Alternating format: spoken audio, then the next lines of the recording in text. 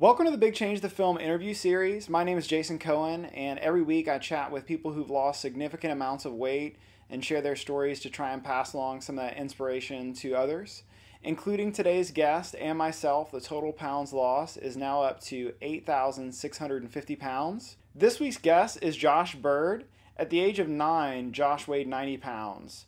Through his 20s, he says that getting into movie theaters was tough, getting into restaurants was tough, and even just putting on his socks was something that would leave him out of breath. Josh had fatty liver disease, he had hypertension, he had high blood pressure, all in his 20s, and he actually had to wear nylon stockings up to his waist to help with compression for the swelling of his legs. He says that he realized when his daughter was a child that he didn't want for her to be the 90-pound kindergartner and decided to make a change in his own life, which also carried through to his wife and the rest of his family. He's since lost 210 pounds. He's an aspiring ultra-endurance athlete. He's a great guy. We have a great conversation, and thanks so much for watching. I hope that you enjoy it. I'm here with Josh Byrd. We got connected through Tim Kaufman, and he has lost over 210 pounds. Josh, maybe we could just start off with a little bit about yourself and where you're from. Sure. I'm 32. I'll be 33 this year. Born in North Carolina in 1984, and I lived there up until July of last year. I got my bachelor's degree in early childhood education, and I'm attending University of Nebraska-Lincoln, go Big Red, for my PhD in child development. Awesome. So in a message to me, you said this: I was born in October of 1984. In kindergarten, I was an obese. I was obese at 90 pounds in fourth grade. I'm sorry, at 4 years old. Is that right? Yes, that's right. Absolutely. Okay, wait. Hold on. Let me reread that. In kindergarten, I was obese at 90 pounds at 4 years old. Yeah. So because I was born in October and there's the cutoff, I was able to go into kindergarten at 4. And it was around that time, and I was definitely 4 years old, that through a regular wellness checkup, my mom was told by the doctor, he's over 90 pounds. And I was a little butterball. Said, he's over 90 pounds. He's got to lose weight. And so from that early on, I already had a weight problem. My father left my mom and I when I was 15 months old. So for her to still work, I stayed with my grandparents all day. They had a big property, so we lived on a house on their property. And when I was there, my mom was at work, I'd eat sausage biscuits. I'd eat, in the South, I'd eat all kinds of fried chicken, collards with a ham hock in it. It was anything and everything I wanted as a kid. My grandparents did not say no, and it just ballooned me up real fast. Yeah, I thought I was misreading for a second there. At what point in your childhood did you become aware of your weight? Probably right at 4 years old. I mean, it didn't restrict me from playing with my friends or anything like that at that early. But for sure, when I was starting to have to dress out of children's clothes, before I was even a preteen, early adolescence, I was having to dress in what they called husky. And then it moved from husky before I was even in high school. I was in middle school. I went from husky to 34, 36 pants, and I'm 6'5", but I didn't grow 6'5" until I was only 6 foot tall up until second year at high school, and I kind of grew the last 3-4 inches over to junior senior year. So I was never tall carrying a lot of weight. I wasn't actually tall until right at adulthood. So I really noticed when I had to start dressing in big adults' clothes as a middle schooler. Wow. And then, going through middle school can be brutal for anybody, but I'm just thinking, you're obviously a pretty big guy in middle school and then into high school. What was that like? What was that experience like? So middle school, I had a few friends in middle school. It wasn't that I was a pariah or anything like that. However, when I made a few friends, I held those friends as closely as I could because, I cherished those friends because they didn't treat me any differently because I was fat. I mean, some people don't like the word, but talk like it is. I was fat, and not having a big pool of friends to choose from. And some of the schools I went to were private schools, so they were even more of the elitist attitudes. So, the soccer team, I joined the soccer team, and because there wasn't a lot of people interested in soccer at my school, I got to play every game.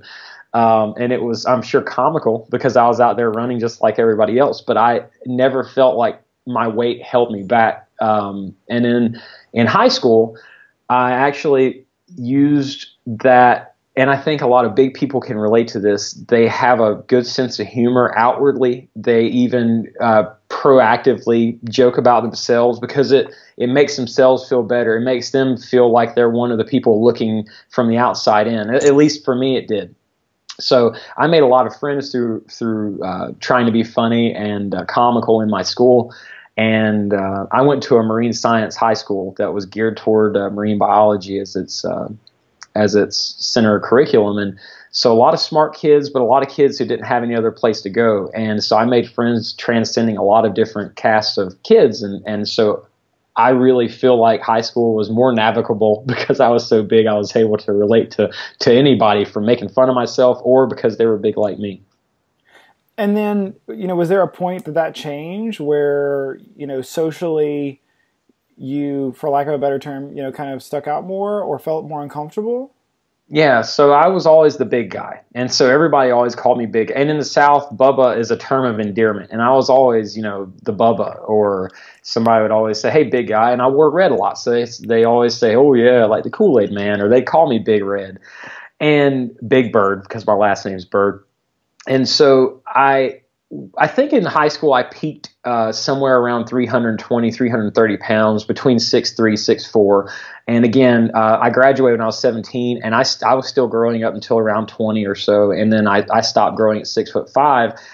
So 6'5", 330 plus pounds. High school's over. Now I'm going into the workforce where I don't have that, social security net. When my friends graduated, everybody kind of scattered, and I stayed around our hometown. So this is where the rubber meets the road as far as what you're asking. This is where I really started noticing my size setting me apart because I didn't have that social network to fall back on every day at school and laugh and joke about myself. I'd go to work and people would look at me like, you are a super, super fat guy. What are you doing working on these cars and not laying in a hospital somewhere? And I really, that developed. I didn't want to eat around anybody. I'd take my lunch and I'd go sit in my car, or I'd go anywhere because I didn't want anybody to see me eat. Yeah, of course they'd know, how did I get so fat? Because I eat so much, but I didn't want anybody to see that, So that's when it really started. I started isolating myself from people because I didn't feel comfortable in my own skin. And then, during that process, I know at your heaviest you were, over 420 pounds.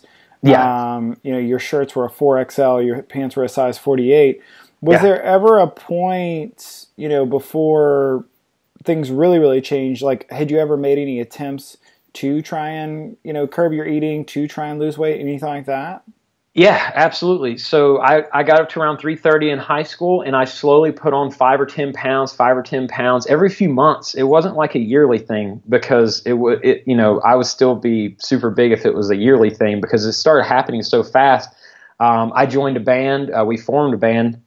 And I started playing music around North Carolina, and I didn't party like a rock star, so to speak, but it was always on the road, always on the go, and it was always putting fast food in me and that kind of thing. And so every time I'd go to buy new clothes, even with my wife with me, and I'd have to get another size up. Went from a 42 pant when we married to soon I was getting to 44 and then 46. And every time she's so supportive. And every time she'd say, they just don't make them. They're, brand differences, they're smaller. And I said, yeah, this is crazy. I got the same brand and it's already, too small, but I can wear my old ones. Little did I know they were just stretched out. And so I said, I got to lose weight. And I ended up losing about 80 pounds. I went to the gym 4 or 5 days a week. I didn't do any cardio because in my mind, I just wanted to be big and jacked. I didn't want to do any cardio. And so just lifting weights and really measuring every single thing I ate, I lost about 80 pounds. And then I slowly, got into the whole, well, I did so good for 5 or 6 days, I justified a cheat meal. And then after a few weeks of that, all of a sudden I justified a cheat day. And after the cheat days turned into 1 or 2 or 3 days, and I could literally put down 10 to 15,000 calories a day. And I'd done it. I'd done it for years and years. And after those cheat days started turning into cheat weeks, and then I stopped going to the gym, I just ballooned I got down to 275, and I ballooned right on up, and I didn't stop until after 420 pounds. It took a couple of years to get from that, I say small at 275 or so, up to 420, but it happened so fast. And then I sustained that weight for several years. From 2008 or 2009 is when I got to my biggest, and I held that all the way until 2013 or so. Wow. So at 420 pounds, I'm just thinking life has to be difficult in some ways. What limitations did you have, or what struggles did you have being that big that, for somebody who never experienced that would have never experienced, or maybe things that you just don't experience anymore? Wow. So there's so many things that I didn't realize until looking back in retrospect now. I was never disabled from doing any activity. However, if I went to somewhere like McDonald's or Burger King and we actually sat inside, most of their tables are bolted to the floor and their booths are a set distance from the back of the or from the table. The back of the booth is set distance. So I would have to sit on the handicap, the disabled accessible side, because the chairs would slide out because I was so big. And that was starting to kind of plant the seeds of, this isn't right. I mean, I can't even sit over there. I have to sit on the side that's got the handicap placard on the table facing me, looking right at me. And getting in the cars, and it's still a habit. Even though I'm an average size now, I still sit down in a car sideways, as if I'm facing the door, and then I turn my body into the car because I was never able to swing my knee under the steering wheel. I was always so big. Now, height does come into play. However, now I can sit in pretty much any car like you would sit in a car. But at the time, it was a squeeze. I'd have to get in, I had to sit in, I had to lean way back to make myself elongated to slide under the steering wheel. Then I had to adjust. It was terrible. Public transportation would have been a no-go. I just flew for the first time a few months ago. In my program, I flew to India. It was my first time ever on a plane. And I thought about that for a 16-hour flight. My height was uncomfortable on the flight, but I never could have made a flight at that weight. Something I did do a lot, go to the movie theaters. I couldn't sit comfortably for more than 10 minutes because my fat was hanging on both sides of the armchairs in a movie theater, any movie theater.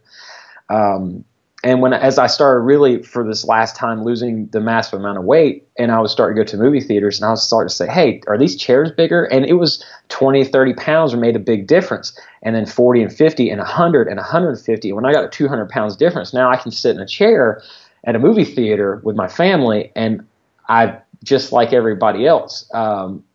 It's very different when you can't put on your socks without having to sling your leg up, and hopefully you catch your ankle and you pry your leg like a wishbone to get your ankle locked on your knee so you can slide your sock on, and you're out of breath from doing a sock. Is something that you don't realize when you do it every day because it's a prolonged thing. And then when all of a sudden when you don't have to do that and you can stand on one leg and put your sock on standing up, it's very liberating to be free of all of that baggage. Wow, that's crazy. Did you ever have, I mean, I know you were a young guy and you still are. Did you ever have any real medical issues that you were aware of throughout the process? Yeah. So as I was getting big, before I decided I wanted to work with children, I said to myself, I want to be a nurse or a doctor. I really wanted to be a doctor, but I thought to myself, quick track to get into the profession. How can I help people the fastest? I want to be a nurse. So I had almost done my associate's degree, completed it, and I said, I'll join nursing school. And I did. And I was at the time right around the 400 mark because I hadn't peaked yet, but I was really close. And I started going and doing my clinicals, and I started seeing all these sick people, and I was eating the junk at the cafeteria in the hospital. I was eating, a sausage and egg biscuit every day for breakfast, and I was eating these crazy burger pizza combos for lunch. And I never put two and two together that, I knew, but I didn't really. I said, if it's in a hospital, it's got to be healthy, or at least the hospital burger's got to be healthier than McDonald's burger. So I would eat, and I just put it in me as much as I could. And I started not feeling good, and my chest, my heart, every few times, I never had a heart problem up until this point, and I'd start to feel like a heavier thud, like boop, boop, boop, bump. And I was like, what is going on? So I ended up, it jeebed me right out of nursing school. I didn't want to do it anymore. I learned so much, and I said, you know what, I can't be around this. It's making me, at the time I was thinking, I'm just talking myself into this stuff. I can't be around this because it makes me feel sick when I'm in the hospital. And so I put it on the back burner again. Avoidance is like it was a safety blanket. So I went back into just regular school, finished my associate's degree. And my oldest daughter, who's now 8, she was a young 2 or so at the time. And I would have to drive her some nights to go to sleep. And I was driving her one night. My wife was riding with me, and I felt my chest just have these, like, every third or fourth beat was just really noticeable. It didn't hurt, but it was so noticeably harder. And I said, I don't know what's going on. I've got to get to the doctor tomorrow. So I went into the family doctor. They measured my blood pressure, and it was 150 over 100. 120 over 80 is considered normal, but it's still, could be better than that for a normal, healthy guy or girl. So I was definitely hypertensive. And when I was telling them about the doctor, why am I boop, boop, boop, and then it hurts, or the pressure's there. And he said, well, it seems like your blood pressure is high. It's been high for 5 years. We've never given you anything because you're young.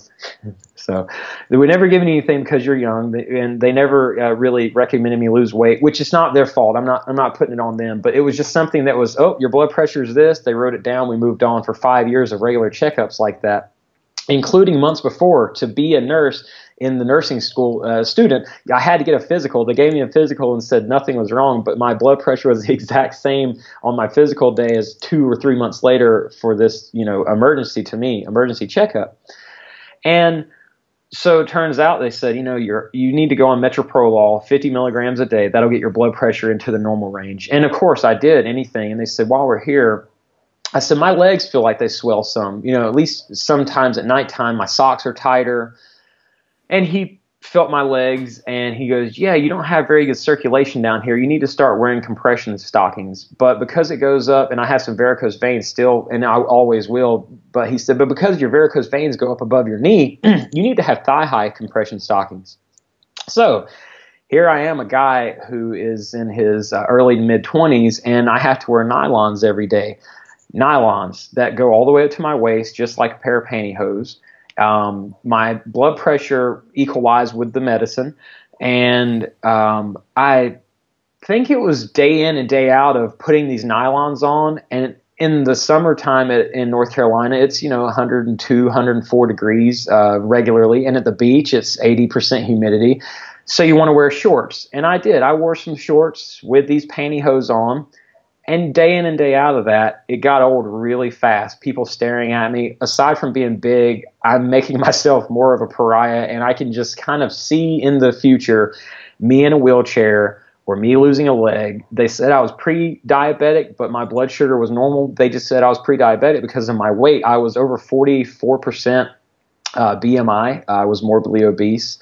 And I just looked at my daughter, who was at the time, a couple years old, and we wouldn't go to McDonald's or Burger King when she was awake. We'd wait till she went to sleep, right?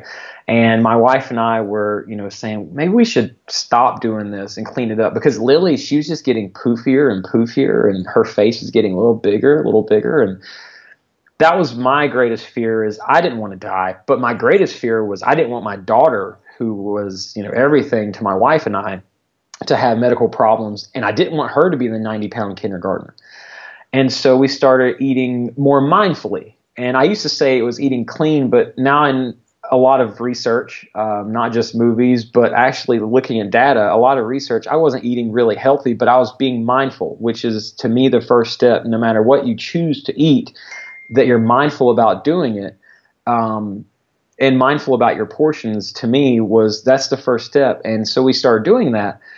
And Lily, my daughter, still got bigger and bigger and bigger. And I went to the doctor because I still wasn't feeling great, and they checked my blood work, and my liver enzymes were elevated. And they said, we don't know why. Do you have hepatitis? Because I have tattoos. And I was like, no. She said, well, you're at high risk for hepatitis because you have tattoos, and we need to do a hep test. So they did the hep test. Of course, I was negative. They said, well, let's do another test of your enzymes. And they measured them again. They were still elevated. And then we did one more. They said, if it's high again, you're going to have to go to the Duke Medical Center for a biopsy. And that frightened me because, again, talking about a liver biopsy, I didn't hardly drink. They said, how often do you drink? I might have 1 or 2 drinks a month, 1 or 2 a month. And at the time I said, I probably don't have 1 or 2 drinks a year. And so turns out it was non-alcoholic fatty liver disease was starting to take hold because I was just so overweight. But they never even mentioned that to me. It's something I had to learn on my own. I started losing weight. In 2 weeks that they gave me to see how my liver enzymes would react, I lost about 10 pounds, and my liver enzymes started coming down. And they said, yep, you're in elevated but normal range. You're in a high normal range, so we're not going to do it. We'll revisit it in about a year. And I said, that's it. That's enough for me. So I really started to work out. More so, I started to measure and weigh. I used MyFitnessPal, popular app now, but at the time it was very new. I used MyFitnessPal and I logged everything. And that kind of, as I started losing weight, I started feeling bad again. I said, what is going on? I stand up, I get lightheaded. It was the medicine. So the medicine then at that point was making my blood pressure too low. So I came off my medicine on my own, started feeling great, went to the doctor months later, which I don't advise anybody do. But I went to the doctor months later and they checked my blood pressure and said, yep, it's great. And I said, well, I haven't been on my medicine for 6 months. And they said, wow, we should reduce it. And I was like, we should just eliminate it because I'm not taking it anymore.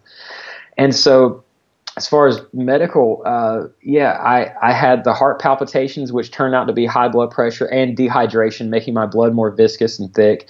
The non-alcoholic fatty liver disease had started to affect my liver enzyme count. It was burning my liver off because I was just so fat and my liver couldn't detoxify what I was putting in. And then my circulation to my legs I never had discoloring per se, but I did have where you could push in on my leg and it wouldn't come right back out for 5 minutes. I could cross my legs and I'd have a big dent in my leg all the way to the bone. And then varicose veins because of all the pressure on my legs for years and years and years. But all of that aside, I'm still grateful that it wasn't worse and that I have no except for varicose veins, which is just, the way it looks. And I'm cool with that. They're kind of my battle scars. I don't have any health problems now. And I'm just thinking, if I was talking to a 60-year-old person or a 50-year-old person, and they told me that, they just got over and, fatty liver disease and prediabetes, I'd obviously be saddened, but I wouldn't be surprised. But you're telling me in your 20s that you had all this. Yes. Yeah, for sure. I didn't really know how to, because I just thought, as I think a lot of people do, I'm predisposed. My grandmother's really big. My grandfather was overweight, but not like us. I say us like my grandmother and I. But my grandfather had a bigger waistline. But I just thought, my mom's always struggled with weight. She's not big, and especially now.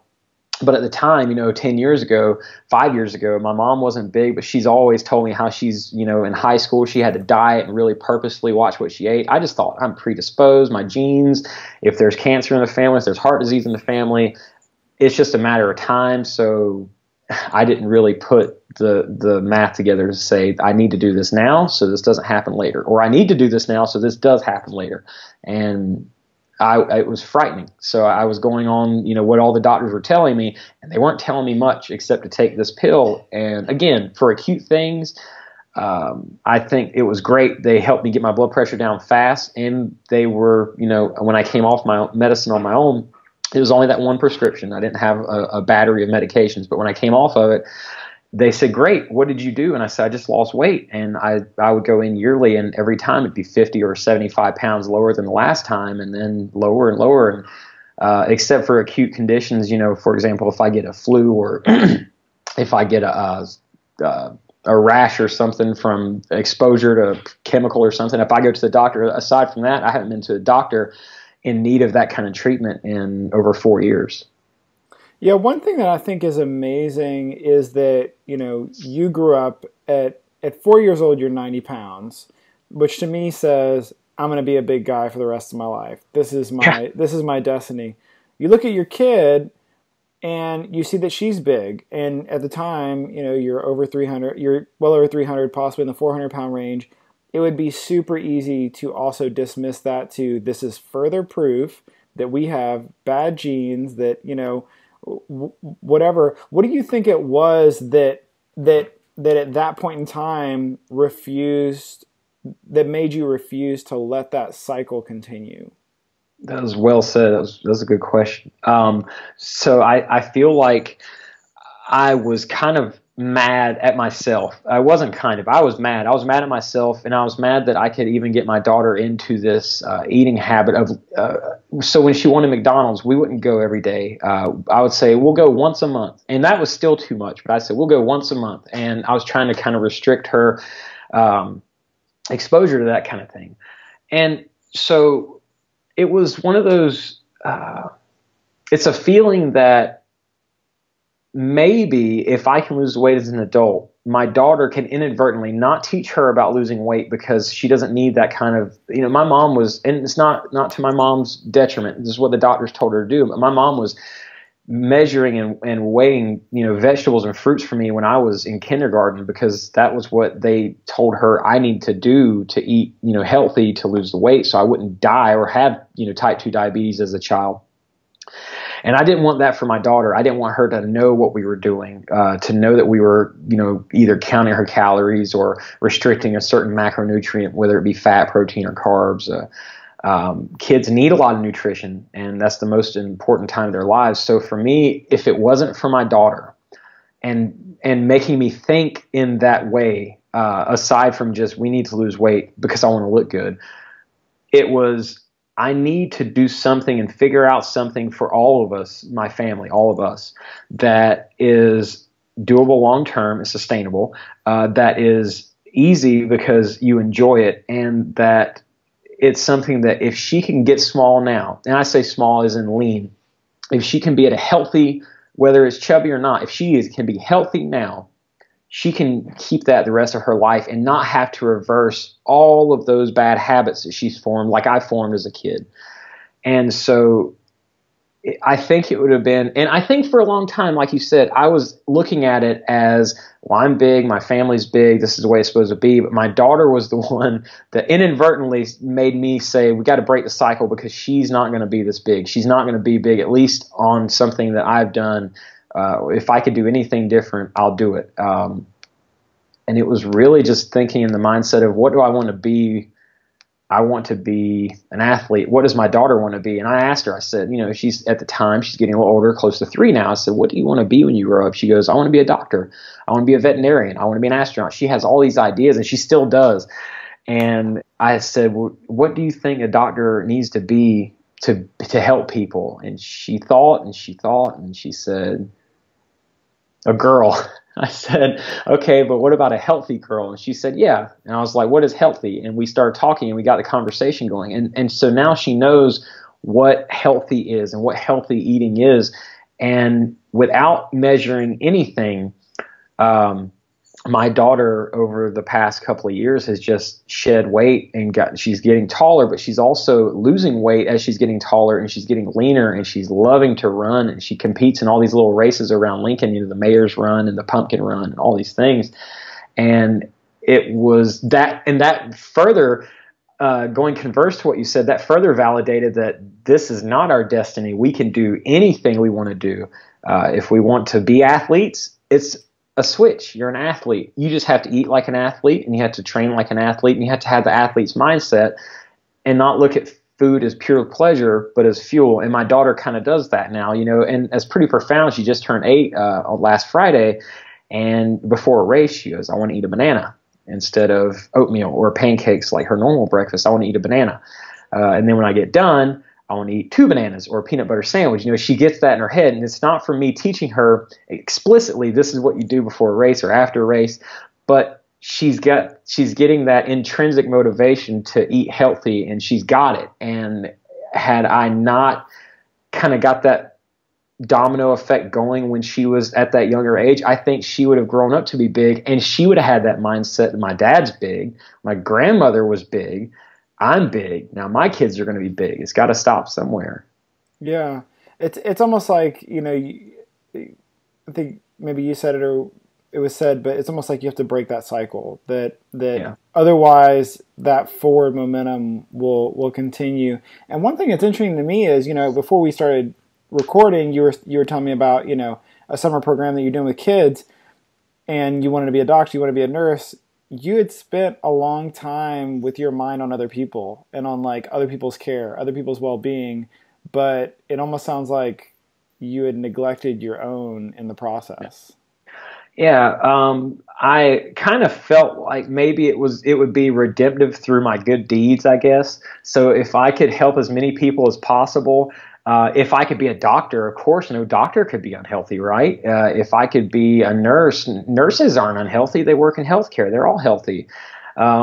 So now, as a full-time student, and I get to do a teaching assistantship this summer, I'll be working with second graders, school-age children, in a STEM program from May through June. And I always like service to others has always been my mandate, whether it was through, in my initial aspirations to be a doctor or a nurse or a teacher. Now, I'm working on my PhD in child development in the hopes that I will be a professor, that I can help childcare professionals in their college careers, and I can help kids. And that, not tooting my own horn, but I just want that selfless, I care about other people. I want that to radiate from everything I do. So my daughters, and since Lily's gotten a little older, we've had another daughter, Ivy, the youngest. She's going to be 2 in September. So I say daughters now. So my daughters can learn this way to give to other people and inspire other people. And so far, it's working. Everything is great. Lily's awesome in school. She's a mentor to other students. She loves to read, so she helps kids who can't read English. She helps them learn to read. Thanksgiving, we're a fully plant-based family as of 2 years ago. Thanksgiving made our second year as a vegan family. So my wife, now that we live in Nebraska from North Carolina, I had no family here. I have a lot of good grad friends now. So we made this big plant-based Thanksgiving lunch. And my wife had this great idea. We wanted to volunteer in the soup kitchen that day, but all the soup kitchen, and this is a good thing, all the soup kitchens around here had been filled up with volunteers. They couldn't take anymore. That's amazing. So after we got done, my wife's like, hey, Lily, do you want to pack up this stuff and drive around and find people? Because around here, it's not like there's a destitute person on every corner, but there are quite a few at certain gathering places. So my wife and my daughter, while I watched the baby, loaded up all this plant-based food, and they drove it around Lincoln, and they bought coffee, and they drove all this around Lincoln, giving it to people that needed it. And my daughter loved it, and that's what she likes to do. So that's really, it's really a matter of teaching my daughter that, but also teaching her before you can help others, you have to help yourself. And I am too often in life not a yes man to lie, but I take on more than maybe I should. I'm a yes man because I want to please my bosses or my advisors, and I'll say, yes, I can do that. And then it ends up, it's just a lot on me. So I try to teach that to Lily. Look, if you want to help, but make sure you're in a place to help first without, harm to yourself. So luckily, everything that I'm trying to instill is so far so good. It's taking hold. That's great. I know, you said, to go back a little bit, in 2007, you married your best friend, Nikki. Did you guys ever have conversations before about your health, about, concerns for you, both in terms of early on in your marriage and then especially as, you had a kid? So early on, it was just like I made friends in high school. I would always say, I'm fat, I'm the fat guy, you're dating the fat guy. And my wife was not large like me. She was overweight, but not obese. She was not obese. And we got married, and she said, "I'll love you any way you are," and she's amazing. And so, and to a certain detriment, because I was like, "Oh, I'm open to do anything I want. I can eat anything I want to do. It doesn't matter. I don't have to worry about her leaving me." So, as I started putting on the weight, and the pants were getting bigger, she'd make excuses with me because she cared more about my feelings. And I know she cared more about my health, but she didn't want to hurt my feelings. I said, I look terrible. I'm 400 pounds. No, you don't. I did. I look terrible. As David Goggins said, if you're fat, you're fat. If you're stupid, you're stupid. And I looked terrible, but she was so nice, and she wouldn't just tell me the truth or confirm the truth. And so, we would have these conversations like, look, let's lose weight together. And because I at first thought I have to have a partner or I won't have accountability. I won't do it on my own. And so she would, of course, anything I'd say, let's try, she would try any diet, all the Atkins and the ketogenic and all that junk. We would try all this stuff together. And I would always, I got to have carbs, and I'd stop. And slowly, as I was getting bigger, so was my wife. And, it was a few years after we got married, she started having a pain and under her ribs, and it hurt her really, really bad, and it would go away after a couple of hours. And then it happened again, and went to the doctor, and she had to have an emergency surgery to have her gallbladder removed because the gallstones in it had formed. We didn't know anything about it. It was from all the dairy we were eating and drinking. And the doctor said, "Did you have dairy before this last pain?" They called it a gall attack. And I said, "Yeah, we had ice cream." I said, "Yeah, dairy causes gallbladders to become inflamed and have the gallstones. And it was probably the dairy. You probably eat a lot of cheese and milk and ice cream." I said, "Yeah." And they didn't say to stop, and they just said, "Well, that's probably what it was. We'll remove it, and you'll be back to normal." And so they removed her gallbladder, and we didn't think, to actually stop. We were just, okay, well, I guess you got it removed. I hope I don't have to have mine removed. My grandmother had to have hers removed. I probably will too. That's just, the way it was. And so after that, we said to ourselves, it wasn't long. Well, look, if that did that to you, let's stop eating the ice cream and the milk, and let's cut the cheese back. And then she stopped having pain completely. She lost 30, 35 pounds in a matter of a few months, just without looking at any other part of her diet. Just milk and the dairy, and 30, 35 pounds came off. She was in normal weight. And just that was when we kind of realized maybe we should have more of those health conversations, because it led her into having a surgery, which is major. I mean, now, granted, except for a tooth issue I had when I was in high school, I never had a surgery. But my wife now had 2 C-sections because of breech birds where the babies hadn't turned like they were supposed to, and the gallbladder surgery. And it's just crazy stuff. When you look at surgery, for some people it's like, yeah, I'm going to get this procedure done. But for us, it was frightening. And that's when we said we've got to be more conscious and conscientious about what we do. And that lack of those conversations led to her gallbladder being in a ditch somewhere. Yeah, you have to wonder, like, what's the crazier thing, to not eat the ice cream or to have your gallbladder removed? Right. And not that it's healthy, okay? Not that it's healthy, but if you want ice cream that bad, there are so many, plant-based that don't have the dairy, that don't affect it might put on some extra weight if you eat it every day, coconut cream ice cream and all that stuff, but it's not going to affect your gallbladder. And hey, look, if you're looking for ice cream and you just can't live without it, message me. I'll give you a great homemade recipe that doesn't have anything weird in it. Nice. So you're 420 pounds. Yeah. There is a long road ahead. Yeah. How in those early days and months, how did you get yourself motivated to think, I can overcome this? Because, that's a lot to overcome. I mean, that's for the everyday person, it would seem like it was a prison that you'll never escape. Well, I think being big, and I mean big, like really big for so long, looking at 300 pounds as a goal was like, wow, if I could just get down to 300 pounds, I would look so much better. I would feel better. So I had a partner that would go work out with me, and we kind of hold each other accountable. And after the first few months, I had lost like 30 pounds. And to be truthful, I had started eating more mindfully before I stepped foot in the gym, and I lost close to 50 pounds. I got down to 360, 370. without touching the gym or any activity at all, just looking at what I was eating and trying to measure and calculate.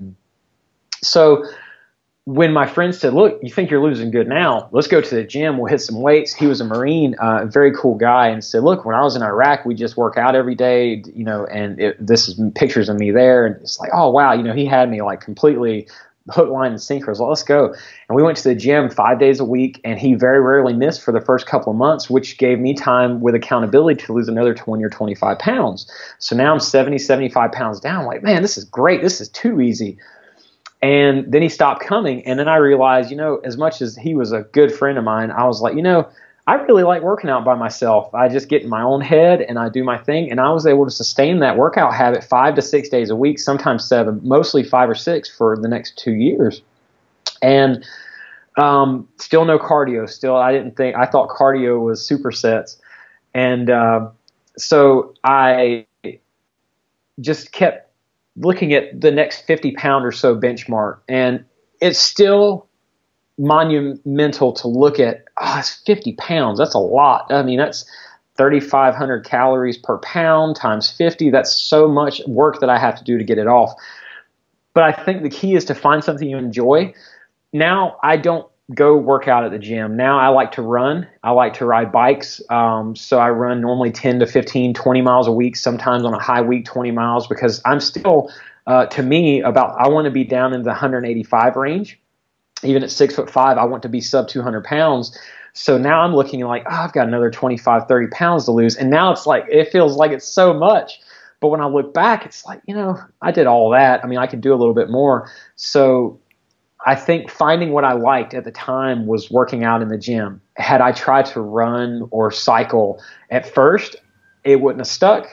Had I tried to if I couldn't run or cycle now and I had to go to the gym and no treadmill, because I'd run on the treadmill if I had to, I wouldn't enjoy it. I would end up reverting back to calorie restriction or something, because I really think you have to enjoy it. Not that it's not going to suck, because it does.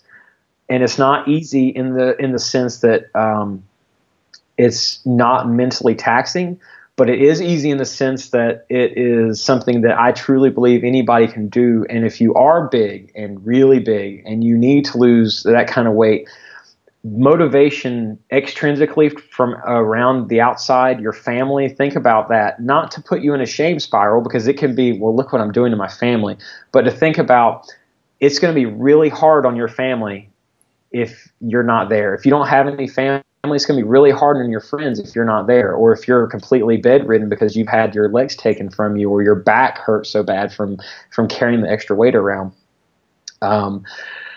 I looked at that was what helped me step by step. And weighing, I would weigh once every couple of days to once every 3 days, and it was just such a big, that serotonin is the feel-good, hormone, but dopamine is the seek the feel-good hormone. So every time I stepped on the scale and it would be 3 or 4 pounds down, that was that dopamine hit saying, I've got to do this some more.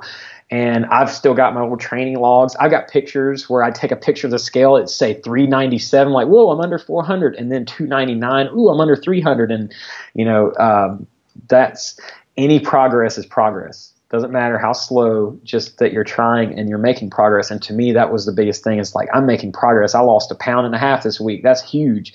52 weeks in a year, I could be, 65, 70 pounds lost this year. And that's what I looked at it as. And then, what has surprised you about this whole process? What has surprised you about where you're at now, or about yourself? Like, what did you just not expect starting out at 420 pounds that is everyday life today, or that's happened over the last several years? So I've realized that when you put yourself out there and make yourself available, when you show up for the work, whether it's in the job or school or the gym or run or a cycle ride, when you put yourself out there and you show up for the work, I think there is a universal gravitation to help you in any way that people can.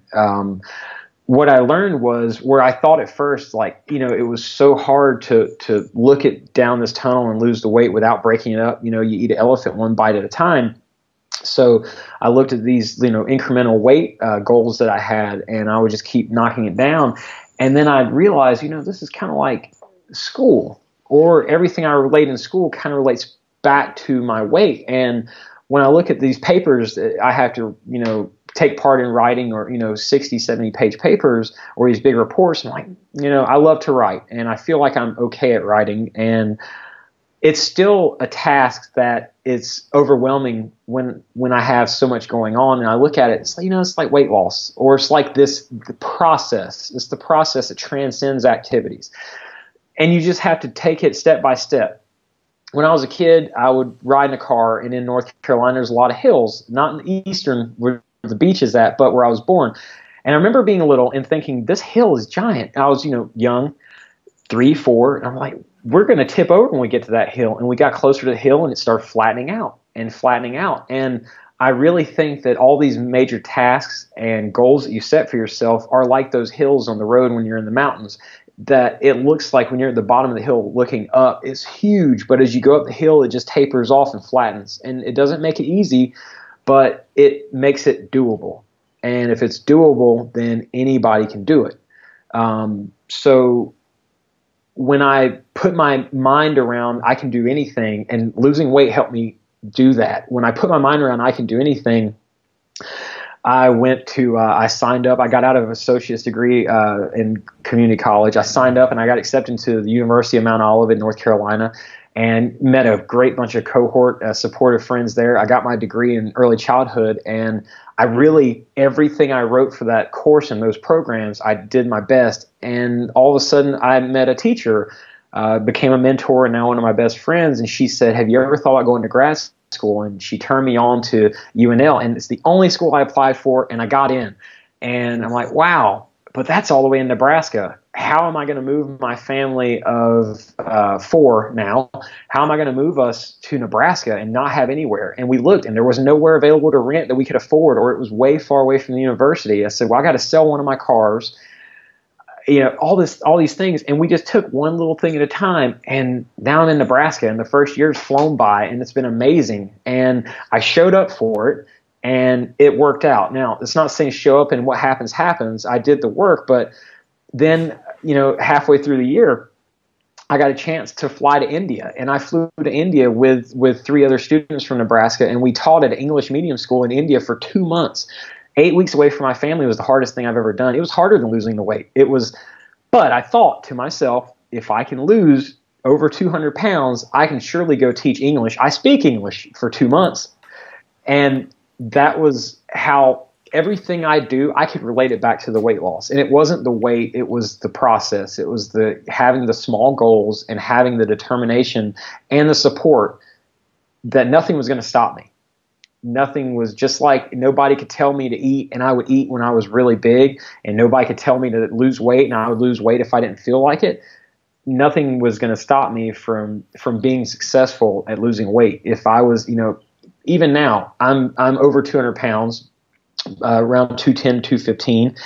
And people say, what's your next goal? Like, what do you want to do now? I was like, well, I want to be an ultra runner. I read Rich Roll. I like Josh Lajani. I like, Tim Coffin and all these cats. I want to be an ultra runner. I want to do something that not many people can do.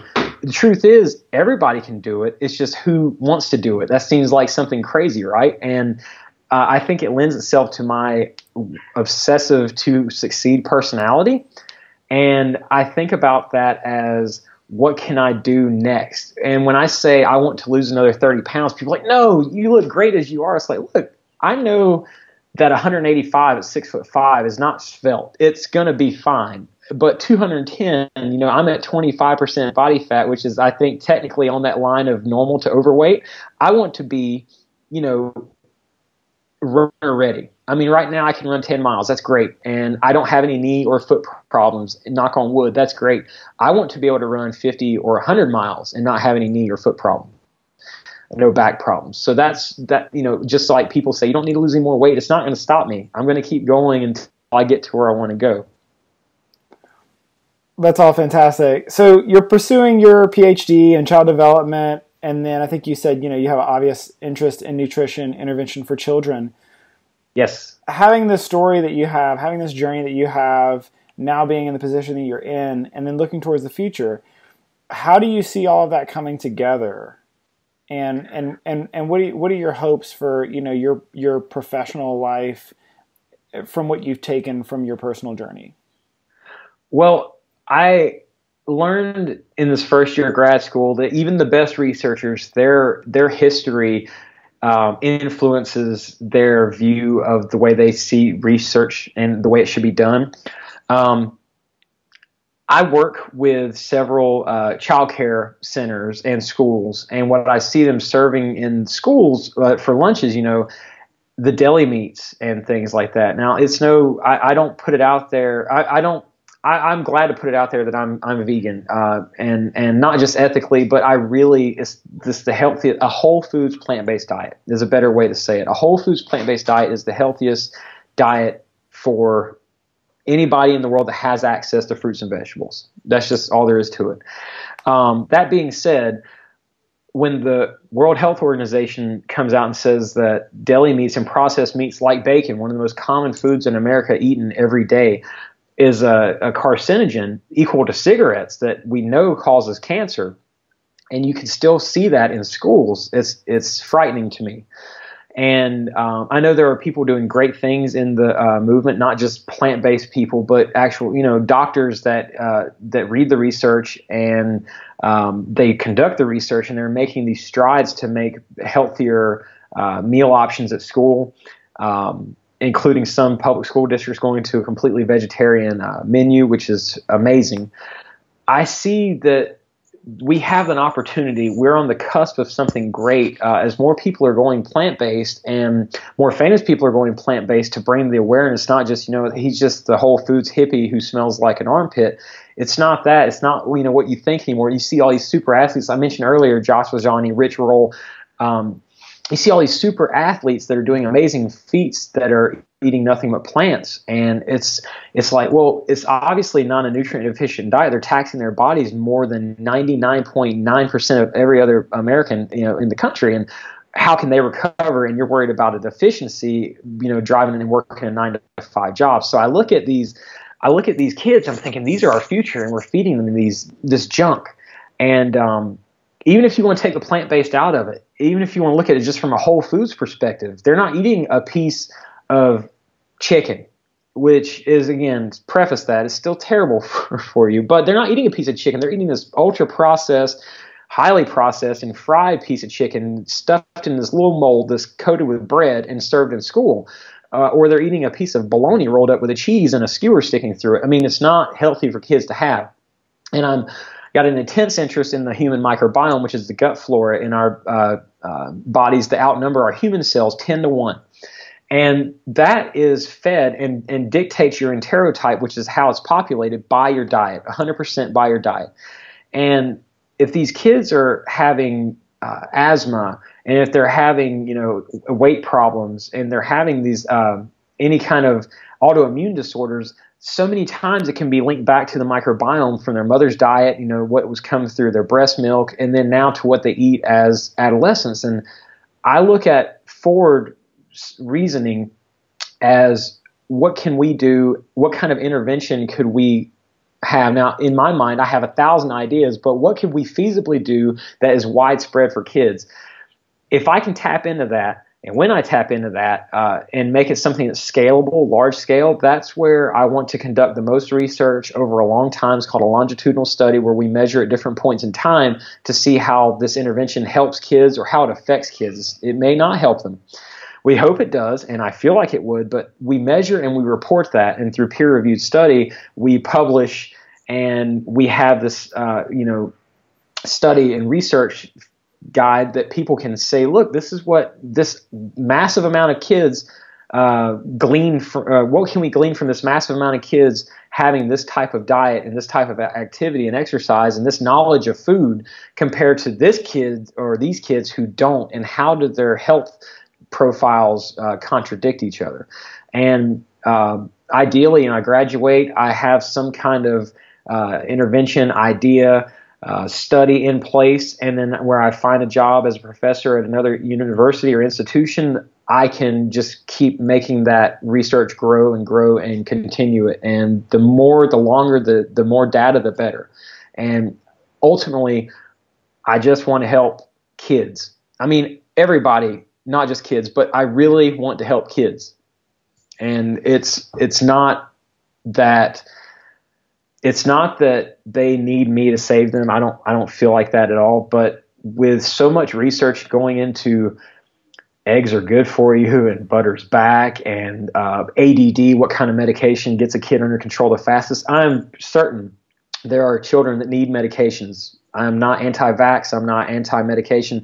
I am anti-over-medication. And I think that so many different nutritional aspects could be addressed that would, make up for any deficit in another area of development.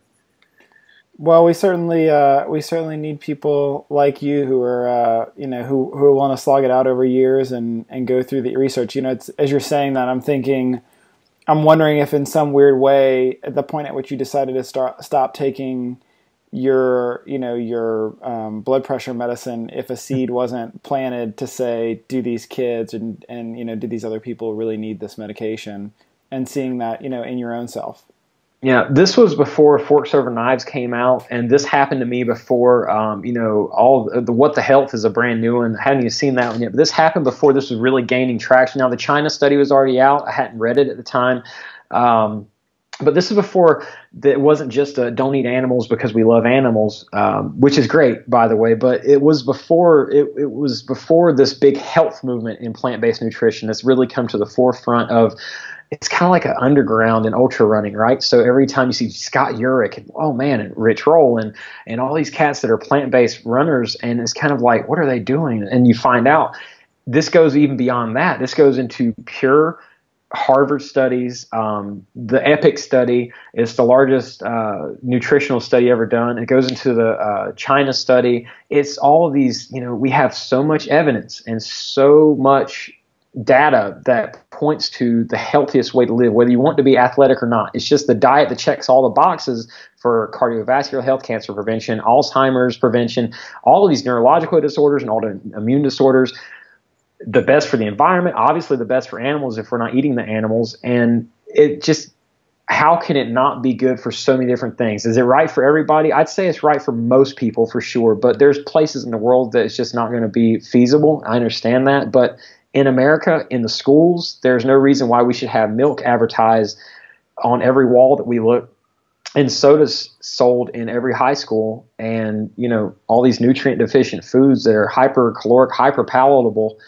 I've felt for a long time that we were being sold a lie, and we are as a country, and most of us, unfortunately, I feel really bad for the older people, our older generation. Younger generation, we have the Truth Campaign for cigarettes, and now it's hard pressed to find a kid. Every kid knows you shouldn't smoke. Even if they smoke, they know you shouldn't smoke. Every kid knows what's the healthiest foods, fruit and vegetables. Every kid knows that.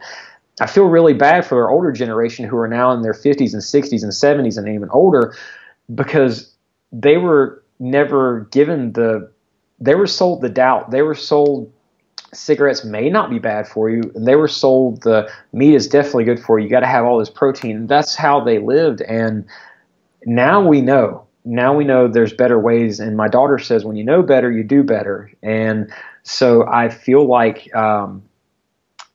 anything we can do to help kids not become the next generation of dying earlier than their parents. We don't want that.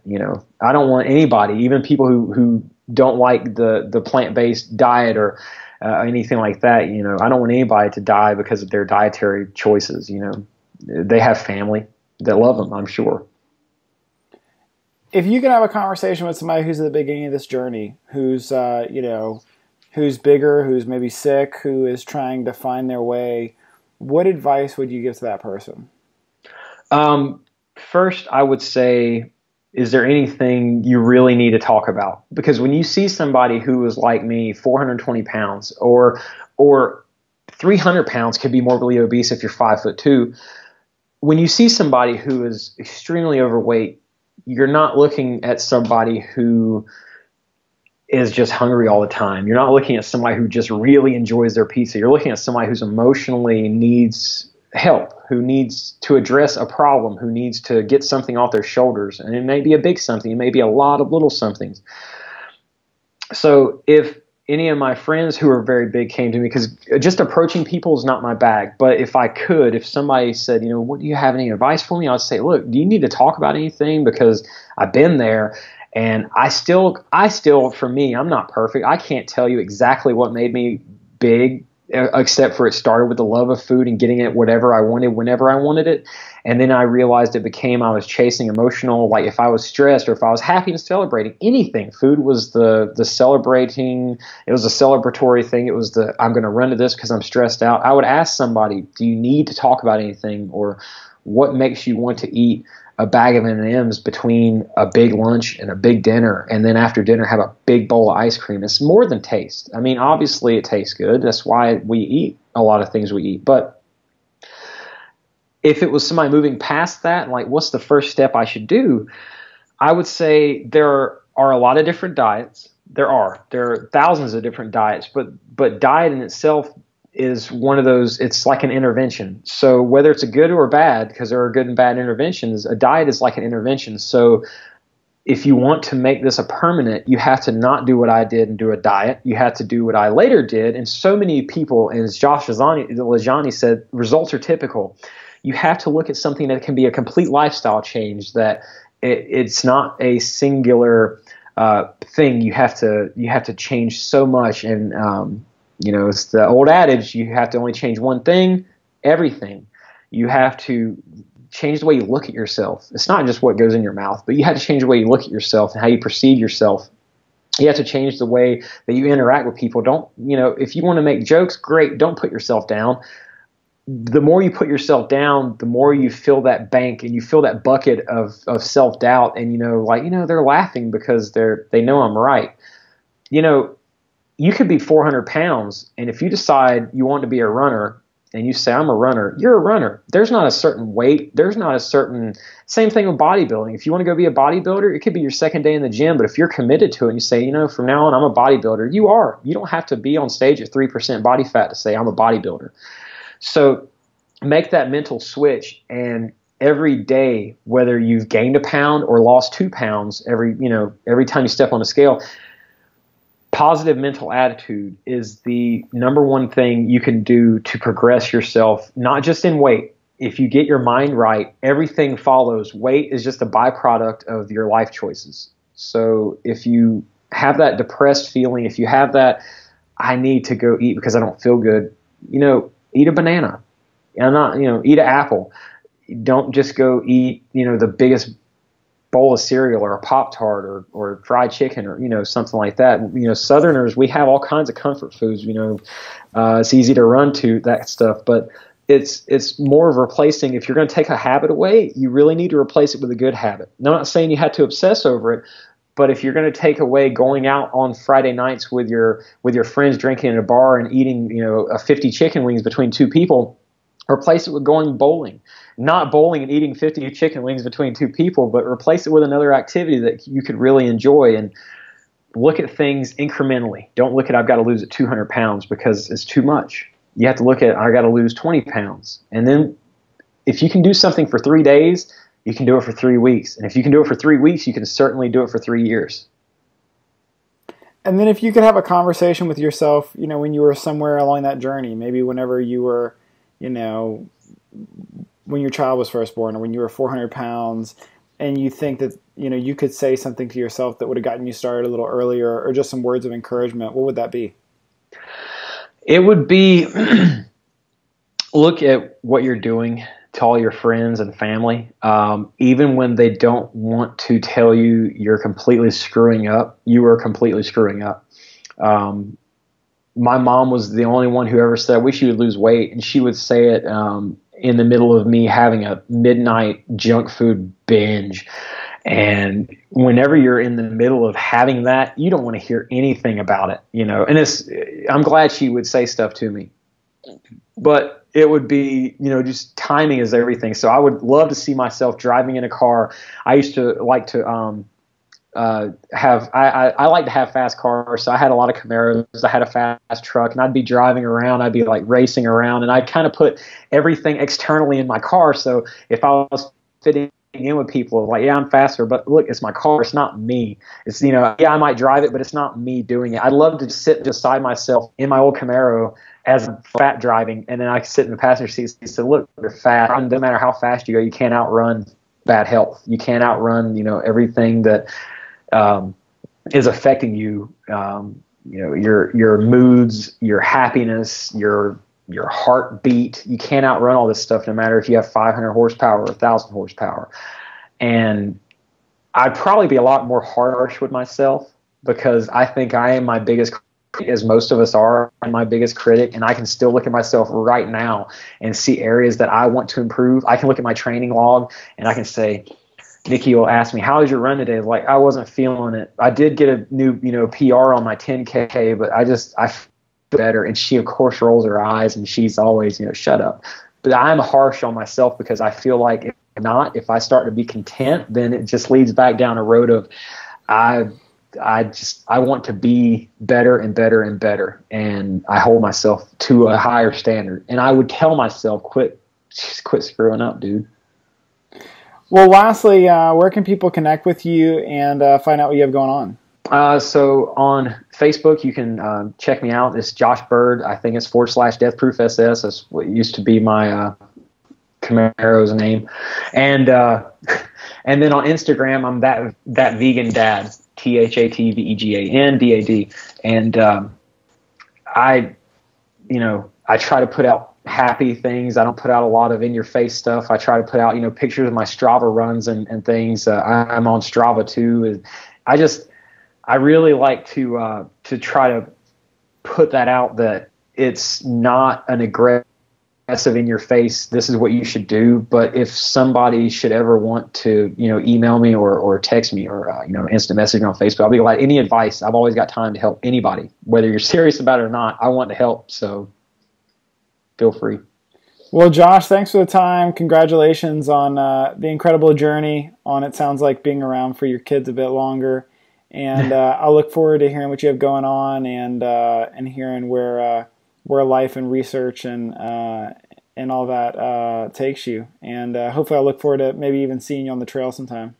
Yeah, thank you. And Jason, also want to tell you, thanks for your opportunity. And I'd like to say you're doing a great service for people, making what seems impossible really relative to somebody who's just going through YouTube. And when you type in massive weight loss or anything on YouTube relevant to losing a lot of weight, Big Change the Film always comes up. It's always got something good, and you're really hitting, like the Tim Kaufman, the latest stuff, Tim and his wife, and Josh, and you've got all these countless people that are doing amazing things, and just to be asked for the interview was amazing for me. So thank you very much, and keep doing what you're doing, because it's really a service to people.